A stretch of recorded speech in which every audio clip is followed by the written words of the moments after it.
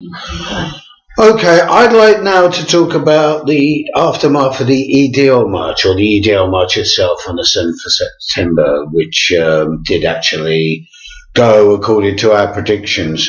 We predicted that the EDL would not be marching through Whitechapel, that they'd be confined to the mere fringes of Tower Hamlets, the city bit, where nobody lived. And this is indeed what happened. But there was a lot of drama, a lot of things that happened on Saturday. The good thing, I suppose, was that nobody got seriously injured or killed or anything like that, which is always good, because if anyone did, it would probably be like one of the local residents or one of us. Well, we are the same thing, actually, so there you go. So what happened? Well, the EDL marched from South London, Tower Bridge Road, across Tower Bridge. What a pity what a pity it didn't lift up when they were halfway through. That would have been really good. Then it marched past the Tower of London, which meant that they were actually in Tower Hamlets, because if you look at the border, it kind of there's a salient that takes in the Tower of London, so that's why we're Tower Hamlets. Anyway, these boring geographical facts aside, they did manage to march to Aldgate and march back again, past a whole load of empty office blocks with no members of the public hardly seeing them at all, and surrounded by 3,000 police officers. If that was any kind of a great victory for them, well, I don't know. If that's a victory, I wouldn't want to see a defeat. But they weren't defeated really by sort of hundreds of thousands of people turning out to oppose them or anything. They were able to march.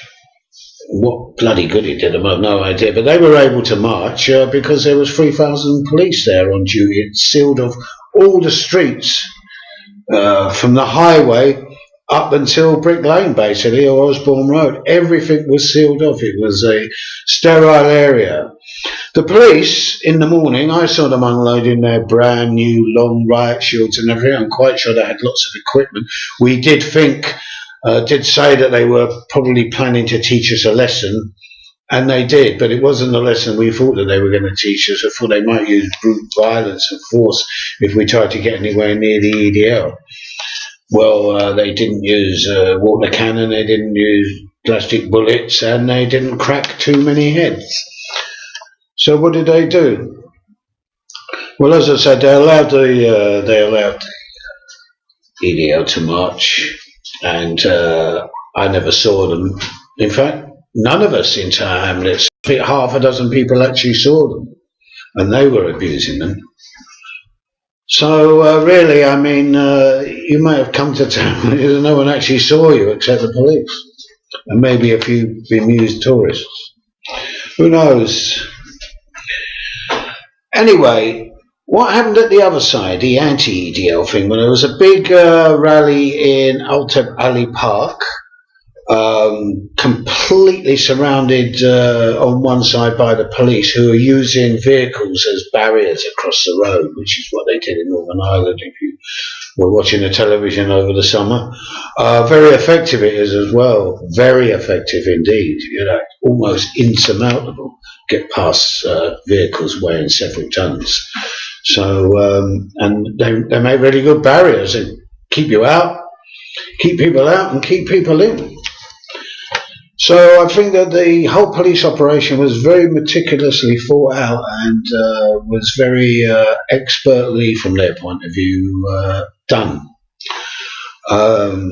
Why were 3,000 police employed to let a load of fascists march through the streets? But people are outraged about it, I must say. So, you know, nobody's saying, oh, good on the EDL, they managed to march and so on. Well, everybody's outraged that they did march, actually, and they had all the police to protect them. There was a breakaway from the park, which was inevitable, and everybody knew it was going to happen. They, in the end, ended up getting killed in two groups, and now this is a sinister thing that happened. There was very little violence, right? Very little violence, and the police were able to kettle the two groups quite easily, I'd say. One of the groups seemed to consist mostly of local kids. People were saying, even the police in the park were saying, well, where are the kids? Them expecting, the police expecting the trouble. Well, actually, the kids were all hanging around on the streets, and when the little breakaway thing started off, they managed to swell its size. I don't know how many people were on it, maybe about 300, but by the time it had gone a few hundred yards, they'd more than doubled the numbers. But as I say, they were scattered by the police, and a lot of people were killed. Now, this is where it was different on Saturday. This is where it all goes to show what the future of policing might be. I thought that the police might be a bit more brutal than usual, crack a few more skulls, but what they did after they kettled the people on the streets for 3 or 4 hours was not to release them one by one, is what they usually do with a kettle, but to arrest every single one of them, 300 people, I believe, put them on the buses and drive them to remote police stations where they were processed, kicked out in the middle of the evening, in the middle of the morning, 2, 3 o'clock in Colindale. You try getting from Colindale back down to Tower Hamlets in less than an hour and a half by public transport. There's a night bus that take you to Trafalgar Square. I've done it myself. It's a terrible journey. So people were thrown out. Nobody was charged. This is quite interesting as well. But they were told to report back to the police station in a month's time. And they had bail conditions put on. The bail conditions being that they couldn't go to any anti-fascist demonstration inside the M25. Which is basically like getting a sentence, as sort of thing a judge would say.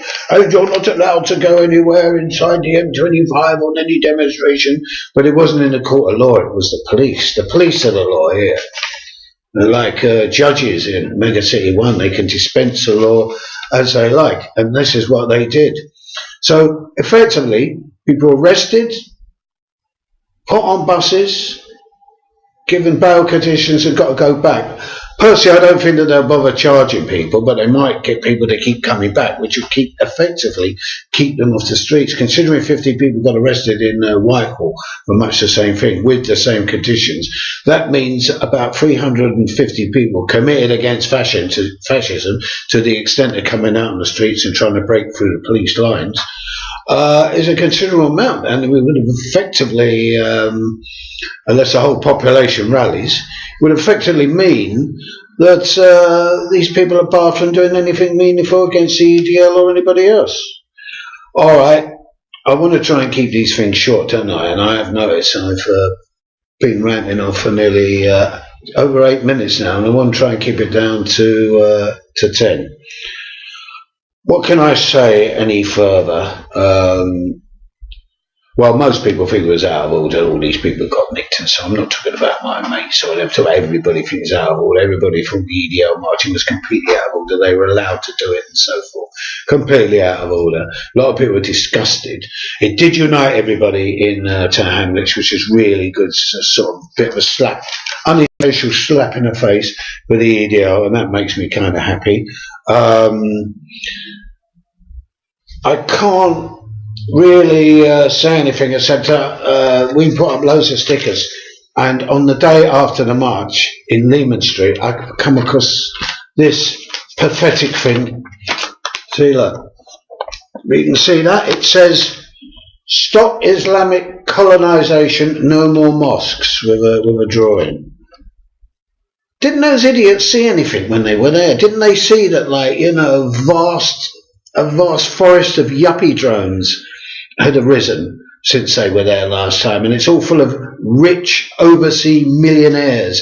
Of course, they won't say anything about that, will they? They're not worried about that. They're not worried about the fact that Bangladeshi people, Muslims, black people, old age pensioners, white cockneys, even the middle classes, we're being driven from E1 and E2. We're being driven out of the centre of London and so on. It's got nothing to do with Islamification, it's got nothing to do with mosques, it's to do with the rich. And you, EDL, are there sucking up to the rich. You know, you're the sort of person 100 years ago, instead of being in a trade union, you'd be rushing to open taxi doors for the rich. Yeah, Gov, get in, give us a tanner, like, you know, oh, thanks for the tip, Gov.